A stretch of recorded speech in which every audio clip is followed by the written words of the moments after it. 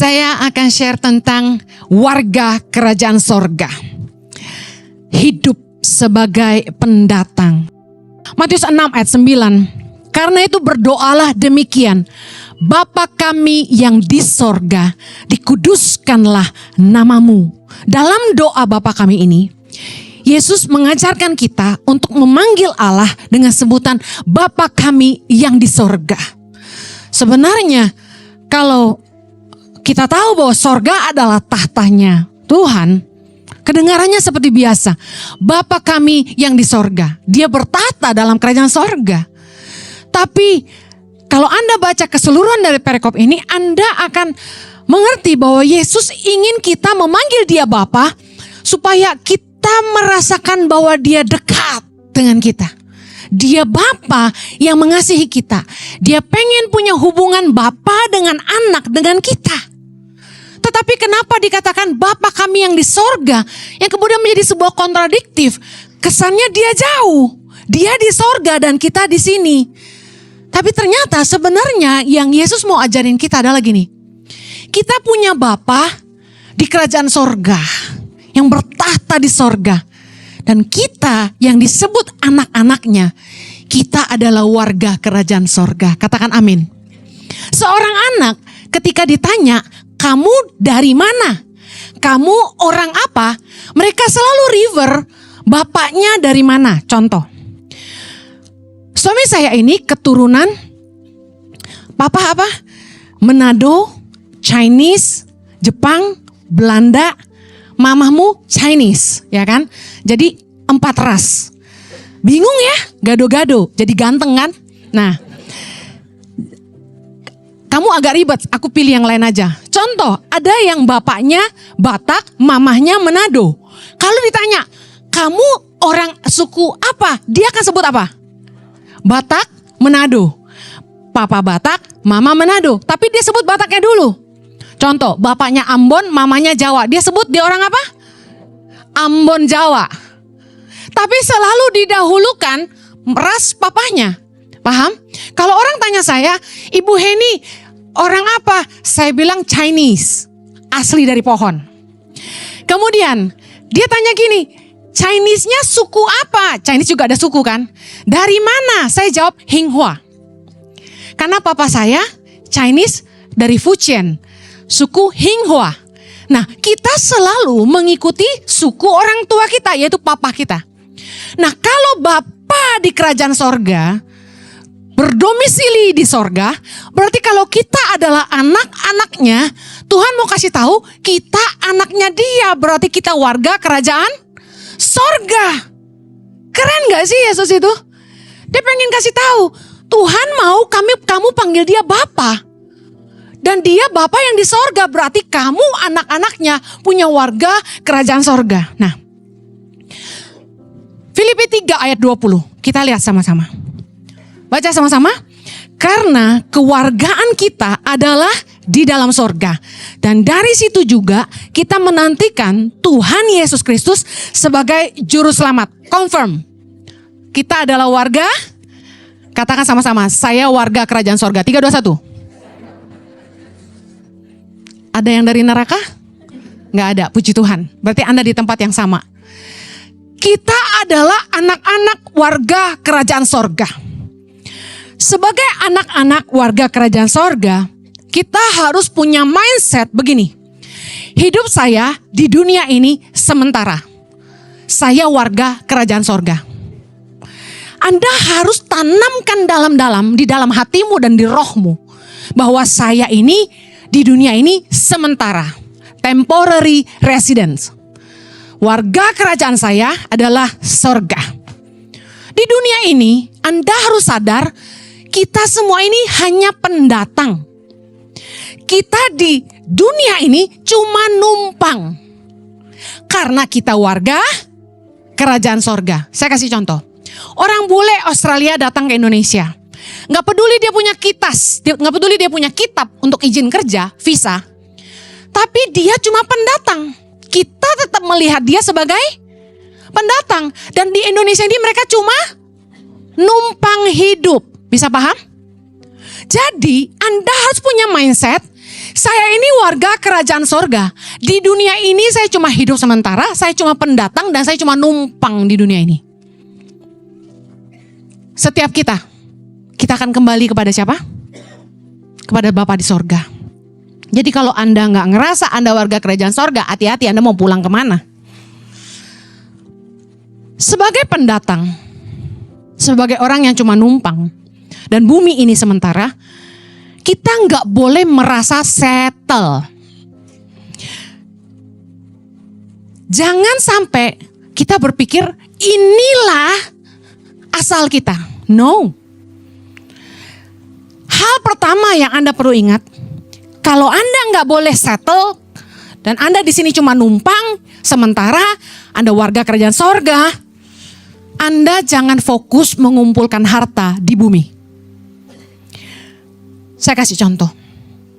Kalau Anda tinggal di sebuah kota atau negara untuk kuliah, Anda akan cari tempat tinggal yang baik, tentunya katakan apartemen. Lalu Anda akan beli kasur secukupnya. Anda akan beli peralatan makan, dapur secukupnya. Karena kenapa? Mindset Anda gini, ya abis kuliah kan gue pulang. Bisa paham? Ngapain investasi beli king coil? Apartemen juga punya orang gitu kan. Terus beli semua peralatan mahal buat masak, sofa yang mahal. Tapi abis itu ketika Anda harus pulang ke negara Anda sayang gak? Anda berat gak ninggalinnya kira-kira? Berat. Orang kalau punya mindset temporary, cuma tinggal sementara, dia gak akan invest banyak-banyak. Dia pakai secukupnya yang dia butuh pakai, tapi dia ingat dia cuma sementara. Anda gak akan khawatir meninggalkan apapun yang Anda kumpulin di dunia ini kalau Anda punya mindset, gue cuma sementara. Yang paling berat buat kita ninggalin adalah kenapa? Karena selama hidup, mindset kita tuh ini destination kita. Bumi adalah tempat kita. Makanya kita kerja habis-habisan kumpulin harta di bumi. Kan enggak Bu Heni, kita ngumpulin buat anak cucu sampai 7 turunan. Amin. Kalau bisa. Tapi Yesus ngajarin kita gini. Kalau mindset kita hidup di dunia ini cuma sementara dan suatu hari kita akan kembali ke kerajaan sorga, kita nggak invest habis-habisan di bumi, tapi kita juga akan nabur buat kerajaan sorga. Saya kasih contoh. Saya pulang ke Indonesia Januari 2006. Tapi sejujurnya, setiap kali saya pelayanan di Sydney, setiap tahun rutin setahun sekali, setiap kali saya dapat persembahan kasih, saya tidak bawa pulang. Saya cuma pakai secukupnya di sana, selebihnya saya tabung. Kenapa? Jadi saya masih punya tabungan di Australia. Kenapa? Karena anak kembar saya itu citizens of Australia. Mereka lahir di sana, mereka sudah punya citizenship. Karena Indonesia tidak mengizinkan dual citizenship, suatu hari nanti Chloe Zoe harus kembali ke Australia sebelum usia 21. Dan which is dia akan balik ke Australia bulan Juli ini. Kayak saya lagi sedih banget ya, akan pisah sama anak saya. Nah, karena saya tahu suatu hari nanti Chloe Zoe akan pergi ke Australia, saya tahu saya harus nabung buat mereka di sana. Karena one day waktu mereka pindah, kan gak mungkin langsung kerja kan. Pasti butuh settle dulu, cari tempat tinggal dulu. Punya tabungan buat makan, buat bayar listrik, bayar air. Sambil mereka cari kerja. Nah karena saya tahu one day mereka akan kembali ke Australia, saya gak habis-habisin duit saya di Indonesia. Saya sisihkan tabungan buat anak-anak saya di Australia. Bisa paham? Kalau mindset kita, one day kita bakal kembali ke kerajaan sorga, kita nggak habis-habisan di sini. Kita akan sisihkan menabung buat kerajaan sorga. Kita baca firman ini sama-sama. 1 Timotius 6 ayat 17. Kita baca yuk. 3, 2, 1. Peringatkanlah kepada orang-orang kaya di dunia ini agar mereka jangan tinggi hati dan jangan berharap pada sesuatu yang tak tentu seperti kekayaan, melainkan pada Allah yang dalam kekayaannya memberikan kepada kita segala sesuatu untuk dinikmati. Jadi boleh nggak menikmati harta kita di bumi? Katakan boleh banget. Ayat 18, baca sama-sama. Peringatkanlah agar mereka itu berbuat baik, menjadi kaya dalam kebajikan, suka memberi dan membagi, dan dengan demikian mengumpulkan suatu harta sebagai dasar yang baik bagi dirinya di waktu yang akan datang untuk mencapai hidup yang sebenarnya. Katakan hidup yang sebenarnya. Hidup kita di dunia ini sementara. Kapan hidup yang sebenarnya? Kerajaan sorga. Saya tahu kalau mau dikulik-kulik lagi sama ahli teologi ya, enggak, kita akan hidup di bumi baru, langit baru, iya. Tapi dengar baik, tempat kita itu saat ini di bumi, kita harusnya nggak cuma ngumpulin harta di sini. Karena one day kita harus ingat, kita harus nabur juga buat kehidupan kekal kita nanti. 3 pesan Yesus tentang mengumpulkan harta. Matius 6. Judul perikopnya aja jelas. Hal mengumpulkan harta. Ayat 19, baca sama-sama. Janganlah kamu mengumpulkan harta di bumi. Di bumi ngengat dan karat merusaknya dan pencuri membongkar serta mencurinya. Tetapi kumpulkanlah bagimu harta di sorga. Di sorga ngengat dan karat tidak merusaknya dan pencuri tidak membongkar serta mencurinya. Ayat 21. Karena di mana hartamu berada, di situ juga hatimu berada. Ayat 22. Mata adalah pelita tubuh. Jika matamu baik, teranglah seluruh tubuhmu. Jika matamu jahat, gelaplah seluruh tubuhmu. Jadi jika terang yang ada padamu gelap, betapa gelapnya kegelapan itu. Ayat 24 terakhir. Tak seorang pun dapat mengabdi kepada 2 Tuhan. Karena jika demikian, ia akan membenci yang seorang dan mengasihi yang lain. Atau ia akan setia kepada yang seorang dan tidak mengindahkan yang lain. Kamu tidak dapat mengabdi kepada Allah dan kepada Mamon. Seluruh perikop ini menjelaskan tentang bagaimana tentang mengumpulkan harta. Jelas tadi kita baca, bukannya nggak boleh nikmatin semua berkat Tuhan yang ada di bumi. Tapi fokus kita jangan cuma di sini. Kita harus ingat suatu hari kita harus kembali kepada Bapa di sorga. Dan kita harus investasi buat kerajaan sorga. Yesus menjelaskan kepada ada 3 poin di sini. Tentang mengumpulkan harta. Matius 6 ayat 21. Kalau soal tadi Yesus jelas di awal bilang gini. Jangan mengumpulkan harta di bumi, kumpulkanlah bagimu harta di sorga. Sampai situ gak ada perdebatan? Anda setuju dengan apa yang saya sampaikan di awal? Setuju. 3 hal yang Yesus sampaikan. Matius 6 ayat 21. Karena di mana harta berada, di situ juga hatimu berada. Kenapa Tuhan ngomong gitu? Karena gini, jangan sampai harta kita di bumi ini memberatkan hati kita untuk meninggalkannya. Jangan sampai kita udah invest terlalu banyak di bumi dan kita gak punya tabungan di sorga, jadi berat kita ninggalinnya. Anda berpikir, gue kaya di bumi, di sorga gue kere. Saya tadi bilang, kalau Anda cuma kuliah di satu kota sementara, tapi suatu hari Anda akan pulang ke negara asal Anda gak akan investasi beli ranjang mahal, peralatan dapur mahal. Kenapa? Suatu hari Anda akan pulang. Sehingga Anda gak berat ngeninggalinnya. Ibaratnya gini, ngasih aja lah ke teman-teman yang butuh, bener gak? Nih, lu mau kasur gak? Lu butuh meja gak? Butuh lemari gak? Butuh kuali gak? Panci gak? Anda gak sayang, kenapa? Karena gak terlalu berarti buat Anda. Anda gak berat ninggalinnya. Yesus gak mau hati kita cuma ada di bumi. Yesus mau hati kita ada di Bapa. Kita harus fokus gak cuma pada perkara-perkara duniawi. Tapi hati kita harus pada perkara-perkara ilahi. Perkara-perkara sorgawi. Orang yang hidupnya cuma di-drive oleh kebutuhan duniawi. Perkara-perkara duniawi, hidupnya gak akan bisa rohani. Saya kasih contoh. Di gereja Ici, konseling gak bayar. Ada di sini yang disuruh bayar sama konselor ICI, angkat tangan? Gratis, kecuali belajar, kelas, seminar. Ada sedikit persembahan kasih untuk orang yang training kita. Tapi pelayanan konseling itu gratis di ICI. Saya mau tanya, Anda pernah dengar para konselor profesional psikolog di luar itu kasih pelayanan gratis seperti di ICI? Angkat tangan. Bayar nggak? Bayar. Tapi kenapa di ICI nggak bayar? Karena kami ngerti prinsip menabur buat kerajaan sorga. Buat kami jiwa-jiwa sangat berharga. Memang ICI bukan gereja kaya. Gerejanya cuma parkiran. Tapi saya kasih tahu, kami tuh memberi yang terbaik buat jemaat. Meskipun kami gak kaya, tapi apapun yang kami bisa kasih buat jemaat. Mana ada gereja yang tiap Natal, tiap Paskah bagi hadiah. Bingung saya sama suami saya. Yang salib kecil lah, yang gantungan kunci lah.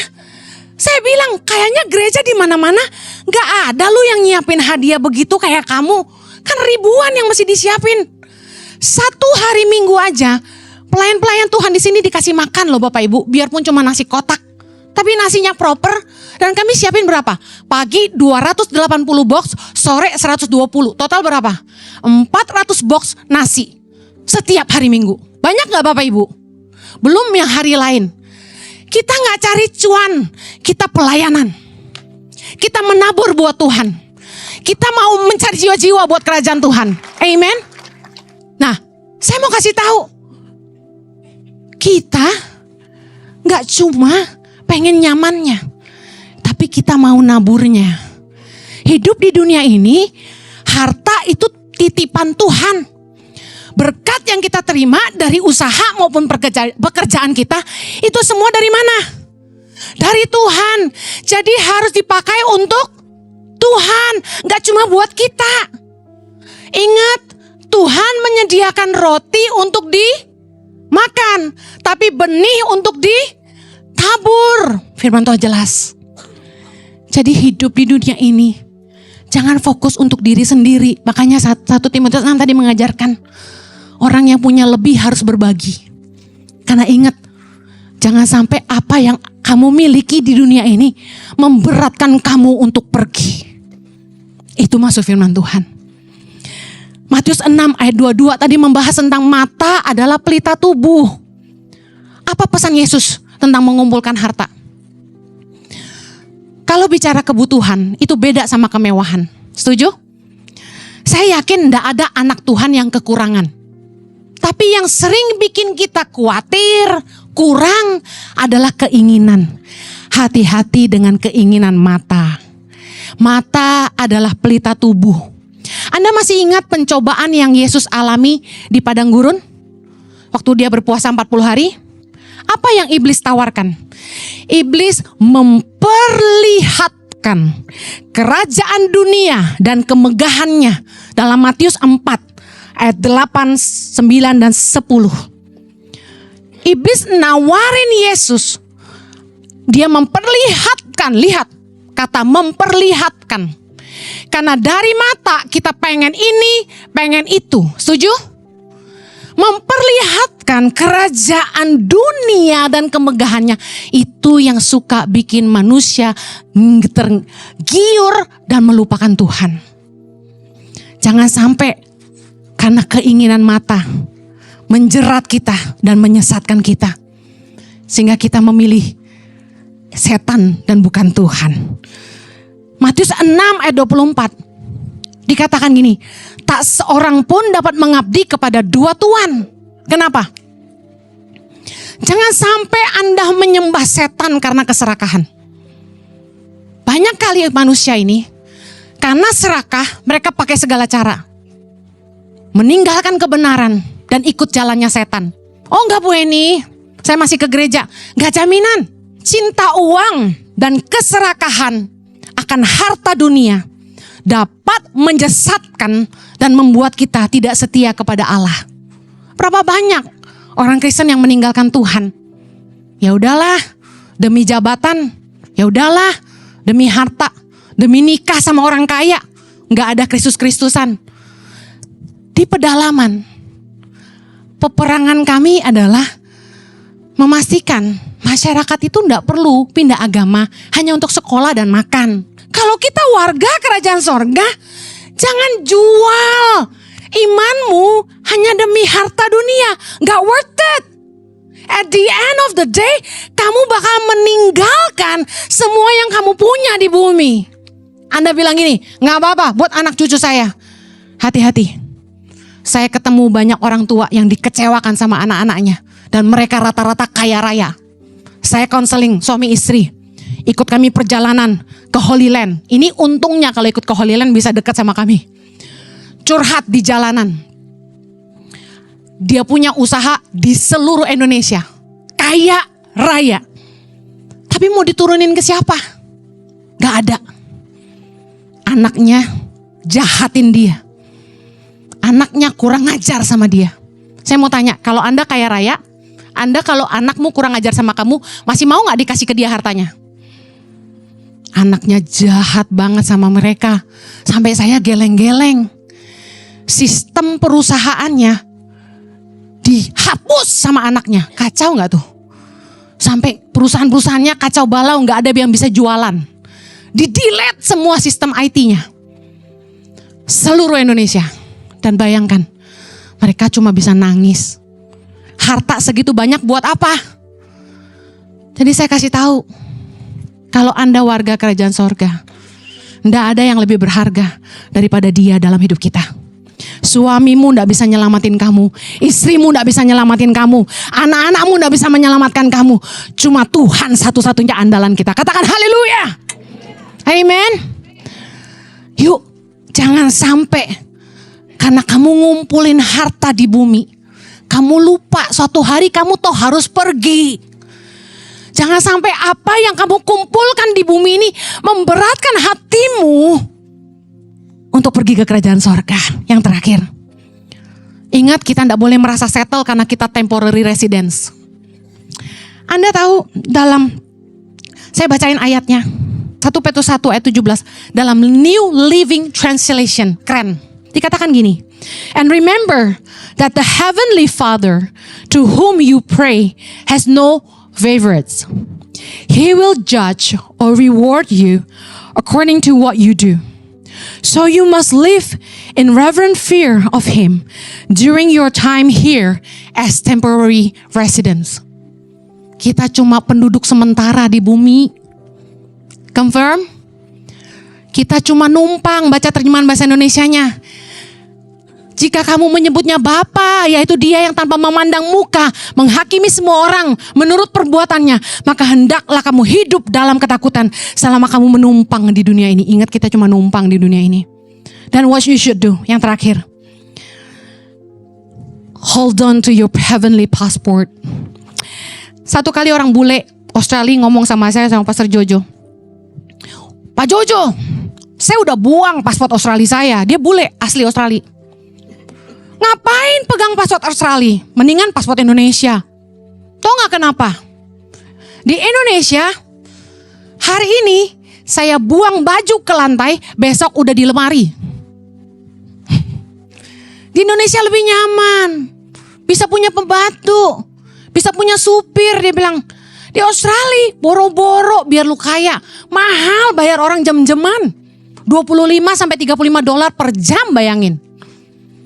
Well, saya mau kasih tahu, kalau dia nggak sayang paspor Australianya, sayangilah paspor surga Anda. Ibrani 10 ayat 23, baca sama-sama.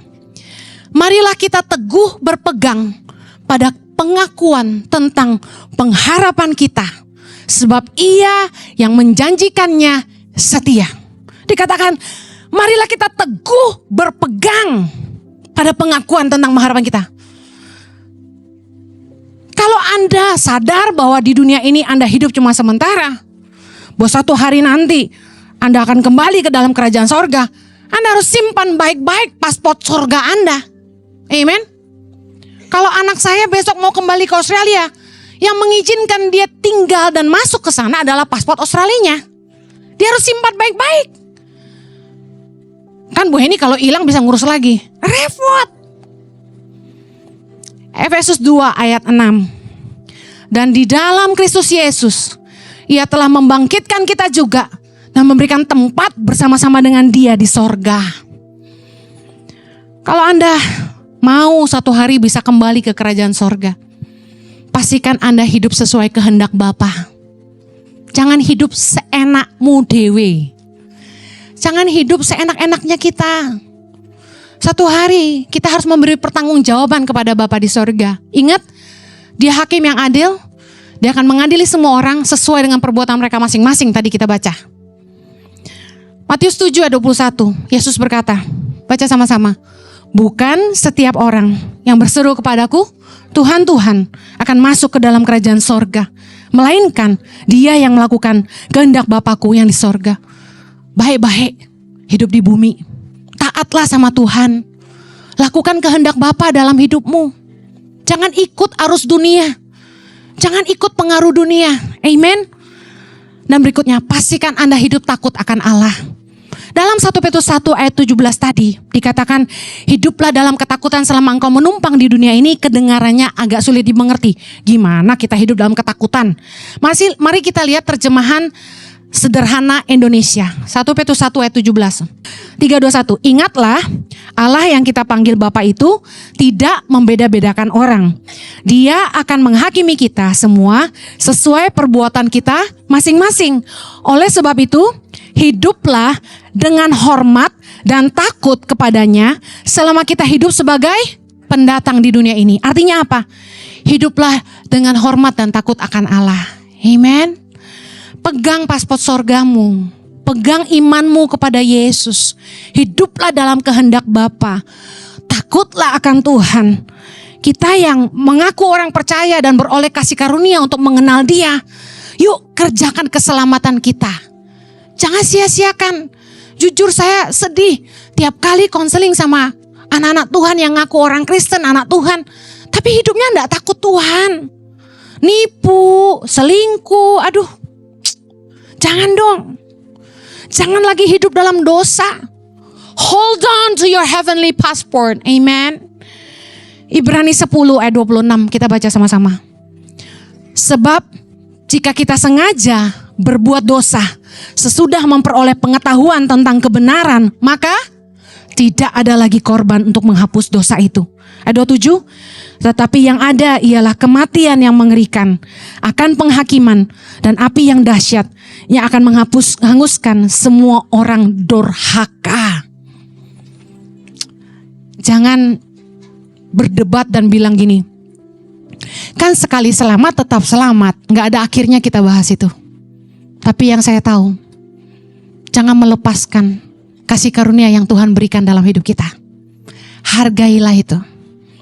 Hiduplah sungguh-sungguh dan takut akan Tuhan. Saya akhiri. Ingat di lanjutan doa tadi, Bapa kami yang di sorga, dikuduskanlah namamu. Artinya apa? Bapa kita adalah Bapa yang kudus, yang menentang dosa. Dia juga Bapa yang gak akan membiarkan anak-anaknya hidup dalam dosa. Ingat tadi kita bilang Bapa akan menghakimi semua orang menurut perbuatannya tanpa memandang muka. Pastikan namanya dikuduskan dalam hidupmu. Anak-anak membawa nama ayahnya. Anak-anak kita membawa marga ayah mereka. Kita itu membawa nama Tuhan dalam hidup kita. Pastikan sebagai anak-anak Allah, kita menjaga kekudusan namanya dalam hidup kita. Melakukan sesuatu yang mencemarkan kekudusan namanya, artinya mempermalukan Allah. Suami saya seorang hamba Tuhan. Kalau anaknya ugal-ugalan, orang bilangnya apa? Tuh, anak hamba Tuhan kayak begitu. Tuh, orang Kristen kayak begitu. Tuh, ngakunya anak Tuhan tapi kayak begitu. Ketika kita, anak-anak warga kerajaan sorga, tidak menjaga kekudusan nama Allah, kita sedang mempermalukan Dia. Mari bertobat sungguh-sungguh dan hidupi keselamatan kita dalam takut akan Dia. Amen. Saya akhiri, saya ingatkan lagi. Katakan sama-sama, saya adalah warga kerajaan sorga. Hidup saya di dunia ini cuma sementara. Jangan fokus hanya ngumpulin harta dunia, tapi menaburlah bagi kerajaan sorga. Dan yang terakhir, pegang baik-baik paspor sorga Anda. pengakuan iman Anda. Hiduplah takut akan Tuhan dan kerjakan keselamatan kita. Kita berdoa. Kiranya kasih karunia Tuhan memampukan kami melakukan kebenaran firman-Mu. Ajari kami untuk kami makin ngerti. Supaya kami selalu aware bahwa kami adalah warga kerajaan sorga. Hidup kami di dunia cuma sementara. Suatu hari semua kami akan kembali kepada Bapa di sorga. Biarlah ketika kami harus mempertanggungjawabkan hidup ini, kami ditemukan berkenan di hadapan Allah. Di dalam nama Yesus kami berdoa. Yang diberkati katakan, Amen. Have a blessed Sunday. Take care. God bless you.